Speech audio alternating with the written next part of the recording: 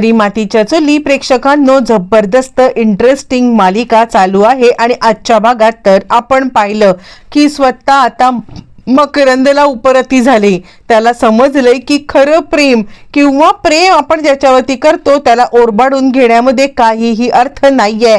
त्याच्या सुखात सुख आणि त्याच्यासाठी स्वतःचं मरण हे आणि म्हणून त्याने जीव देण्याचा प्रयत्न केलाय। पण त्याचबरोबर उपरती झालेला दुसरा माणूस म्हणजे ऐश्वर्या। याच ऐश्वर्याने आता मात्र या मोठ्या संकटात जानकी अडकू नये यासाठी स्वतःवरती ब्लेम घेतलाय आणि आता मकरंदला बरं करत पोलिसांच्या समोर आणत मायाचा दुसरा प्लॅन पण फ्लॉप केलेला आहे। प्रेक्षकांना नक्की ते काय घडलंय, नक्की ज्यावेळेला ऐश्वर्या तिकडे पोहोचले तेव्हा आता तिने कोणता निर्णय घेतलाय, अनेक गोष्टींचा काय हे झालेला आहे सगळं या व्हिडिओमध्ये पाहूया। छोटासा व्हिडिओ आहे, संपूर्ण पहा, चुकवू नका। आता मकरंद जानकीला सांगतोय की जानकी तू जा इथून, कारण आता मी स्वतःहून स्वतःला संपवण्याचा जो काही निर्णय घेतलेला आहे ना त्या निर्णयावरती मी स्वतः तरी आता ठाम आहे। काहीही झालं तरी सुद्धा मी कोणत्याही परिस्थितीमध्ये आता ह्या म्हणजे माझ्या ह्याच्या विरुद्ध जगू शकतच नाहीये। आणि आता जानकी त्याला आता सांगते मकरंद हे काय केलंस तू, काय गरज होती हे सगळं करण्याची तुला। मकरंद म्हणतो नाही, माझ्या आयुष्यामध्ये तू नाहीयेस तर माझं आयुष्य मी संपवतोय। आणि मकरंदला जे काही ते प्यायलाय त्याच्यामुळे तोंडाला फेस आलाय, फेस येऊन तो आता खाली कोसळलाय। प्रेक्षकांनो त्याच वेळेला इकडे आता पोलिसांना मुळातच ऐश्वर्याने घेऊन आलेली आहे आणि त्यानंतर पोलीस जोपर्यंत आतमध्ये एंट्री करतायत तोपर्यंत ऐश्वर्या ऑलरेडी आतमध्ये आलेली आहे। ज्या वेळेला ऐश्वर्या आत आलेली आहे आणि तिने पाहिले की हा सगळा प्रकार घडलाय आणि त्यानंतर लगेचच ती आता जानकीला सांगायला लागली, जानकी अगं काय हे सगळं। जानकी घडलेली घटना आता सांगायला लागते आणि जानकी सांगायला लागते अगं मी खरंच काही केलेलं नाहीये, त्यांनी आता जो काही प्रकार केला ते सगळं ती सांगायला लागते। मग त्याच वेळेला आता मात्र ऐश्वर्या म्हणते नाही तू एक काम कर, ती माया सुद्धा इकडे यायला निघालेली आहे आणि त्या मायाने जर का हे सगळं पाहिलं ना तर ती तुला पूर्णपणे अडकवून टाकेल आणि मग मात्र काही खरं नाहीये। असं म्हटल्यावर ती प्रेक्षकांनो लगेचच आता मात्र जानकी तिकडून निघालेली आहे आणि आता ऐश्वर्या सगळा ब्लेम स्वतःवरती घ्यायला निघालेली आहे। आणि ज्या वेळेला ऐश्वर्या आता लगेचच जानकीला सांगते जानकी तू जा, आतापर्यंत तू माझी इतक्या वेळा मदत केलीस, आत्ता संधी माझी आहे, काहीही झालं तरी सुद्धा ही संधी मला गमवायची नाहीये, मी तुझी मदत करणार, तू जा बरं। असं म्हटल्यावर ती मग आता इकडे पोलिसांचं वेळा म्हणजे ऍक्च्युली पोलिसांना आणलेलं आहे ते म्हणजे ऐश्वर्यानेच, पण आता ते मकरंदला पकडायला आणलंय। पण आता इकडे घटना अशी घडले की जानकी याच्यामध्ये अडकेल, म्हणूनच आता मात्र लगेचच इकडे ती जानकीला सांगायला लागते की आत्ताच्या आत्ता जा जा जा। ती लगेचच जानकीला आता घालवून टाकते आणि त्यानंतर ती विचार करते की जे काही माझ्यावरती उपकार आहेत ते उपकार विसरून आता मला चालणार नाहीयेत। आणि मग त्यानंतर माया तिकडे आलेली आहे। माया आता हा सगळा प्रकार पाहते आणि तिला असं वाटलंय की हिनेच माझ्या भावाला विष दिले आणि त्यानंतर ती आता चांगली चिडलेली आहे। ज्या वेळेला ती आता चिडलेली आहे आणि त्याच वेळेला मग लगेचच तिचा गळा पकडते, तू मारलंस ना माझ्या भावाला, तू मारलंस ना। तितक्यात पोलिसांची तिकडे एंट्री झालेली आहे आणि त्यानंतर मग आता माया पोलिसांना सांगत आहे पकडा हिनेच माझ्या भावाला मारलेला आहे विष देऊन। यावरती लगेचच आता इकडे ती सांगते हिला मला पकडवण्याची घाई आहे, पण तुझ्या भावाला आधी हॉस्पिटलमध्ये पोहोचव ना आणि मग त्याची जबानी घेतल्यावरती काय होतंय ते बघ। यावरती माया थोडी भानावर आले आणि आता आपण हा सगळा प्रकार करतोय पण आता या सगळ्यामध्ये आपला भाऊ जमिनीवरती पडलाय ही गोष्ट ती रागाच्या भरात टोटली विसरून गेलेली आहे।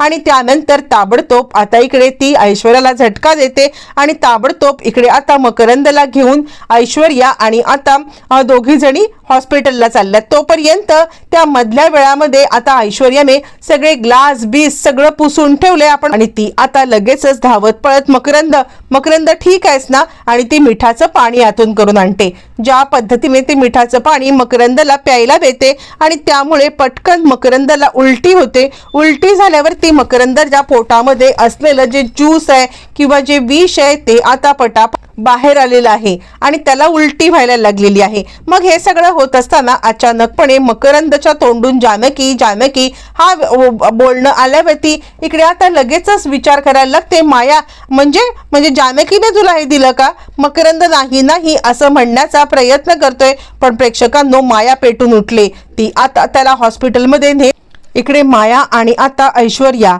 मकरंदला घेऊन आता आलेल्या आहेत, त्या म्हणजे हॉस्पिटलमध्ये मकरंदला आणल्यावरती मग आता मकरंदवरती उपचार सुरू झालेले आहेत आणि त्यानंतर खऱ्या अर्थाने मकरंदची साक्ष ही आता जानकीला वाचवण्यासाठी निर्णायक ठरणार असते. पण आता माया इकडे विचार करते की नाही, काहीही झालं तरी सुद्धा मी या जानकी आणि ऐश्वर्या या दोघींनाच या केसमध्ये अडकवणार. बरं, तोपर्यंत जानकी घरी आलेली आहे. घरी आल्यावरती ऋषिकेश म्हणतो, जानकी अगं कुठे होतीस तू? किती तुला फोन केले, किती तुला हे सगळं मेसेजेस केले, पण तू काही रिप्लायच दिला नाहीस. जानकी सांगते, माझ्यासोबत खूप मोठा ट्रॅप रचला गेला होता. खरं तर मी आता पकडायला गेले होते, ते म्हणजे मकरंदला. यावरती आता मात्र ऋषिकेश चिडलेला आहे. काय बोलतेस तू कशासाठी तिकडे गेली होतीस?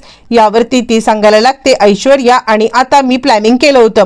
त्यावरती लगेचच आता मात्र ऋषिकेश सांगायला लागतो, त्या ऐश्वर्याच्या नादी आता तू का लागलेली आहेस? मुळातच सारंग आता सांगत होता की ती ऐश्वर्या तुझ्या जीवावरती उठलेली आहे. त्यावरती मग जानकी सांगायला लागते, नाही, ऐश्वर्या माझ्या जीवावरती नाही उठले. ऐश्वर्या मला आता वाचवण्याचा प्रयत्न करते आहे.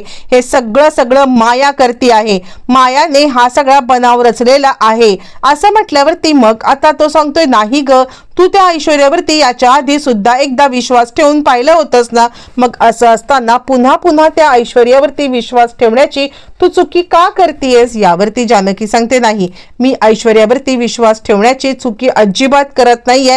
कारण आत्ता काय घडलं तुम्हाला माहितीये, मकरंदने मला पकडून ठेवलं होतं आणि त्यानंतर मग आता त्याने स्वतःच विष प्यायलेलं आहे. असं असताना मग आता मला तिकडे ऐश्वर्याने या सगळ्यामधून वाचवले. असं म्हटल्यावर कुणालाच विश्वास बसत नाहीये. आणि आता ऋषिकेश म्हणतोय, वाचवलंय म्हणजे काय? यावरती ती सांगते की खरं तर आम्ही त्याला पकडण्याचा ट्रॅप रचला होता, पण आता त्याने स्वतःच विष घेतलं. तो बरा झाला, त्याने विष घेतलं आणि आता पोलीस तिकडे पोहोचत होते. पोलीस जर का पोहोचत होते तर मी तिकडे अडकणार ना. म्हणजे काही झालं तरी सुद्धा पोलीस माझ्यावरती संशय घेणार, कारण तो मला त्रास देतोय आणि मला त्रास देत असल्यामुळे मीच त्याला मारणार असं पोलिसांना वाटणार. म्हणून ऐश्वर्याने तो ब्लेम स्वतःवरती घेतलाय आणि आता ती पोलीस स्टेशनला असेल. असं म्हटल्यावरती ती सांगते, नाही, पण मी ऐश्वर्याला या सगळ्यामध्ये माझा ब्लेम स्वतःवरती घेऊ देणार नाहीये. तुम्ही आत्ताच्या आत्ता पोलीस स्टेशनला चला, मला बोलायचं आहे. असं म्हटल्यावरती मग आता ऋषिकेश म्हणतो, ठीक आहे, नक्की काय घडलंय? त्या ऐश्वर्याने काय कटकारस्थान केले? तुझा गैरसमज झाला असेल. आपण आता जे काही आहे ते सगळं इकडे बघूया. असं म्हटल्यावरती मग आता लगेचच सगळेजण तडक पोलीस स्टेशनला निघाले. तोपर्यंत इकडे मकरंदला शुद्ध आलेली आहे आणि मकरंद डॉक्टरांना म्हणतोय, का वाचवलं मला? कुणी वाचवलं मला? मला जगण्याचा काही अधिकार नाहीये. डॉक्टर म्हणतात, तुम्हाला पोलीस स्टेशनला यायला लागेल, कारण तुमच्या बहिणीने कंप्लेंट केलेली आहे की आता तुम्हाला मारणारी जानकी आहे. यावरती तो म्हणतो, नाही, मला जानकीने बिलकुल मारण्याचा प्रयत्न केलेला नाहीये. मी स्वतः ते विष पिऊन स्वतःला संपवण्याचा प्रयत्न केलाय.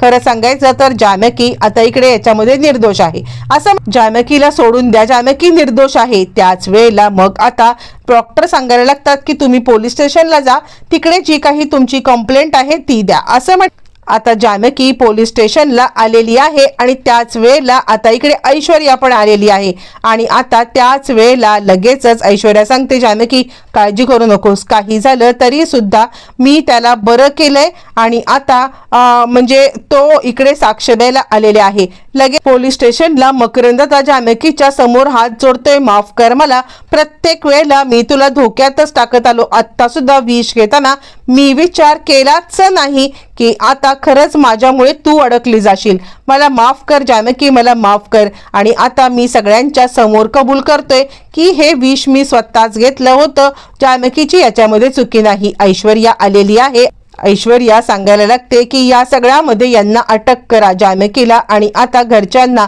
त्रास देण्यासाठी यांनी आता जे काही केलं होतं त्याच्यामध्ये माया सुद्धा सामील आहे असं म्हणत माया आणि मकरंद यांना अटक झाले, कारण स्वतः मकरंदांनी जानकीने आपल्यावरती हल्ला केला नाही हे सत्य कबूल करून बसलेला आहे।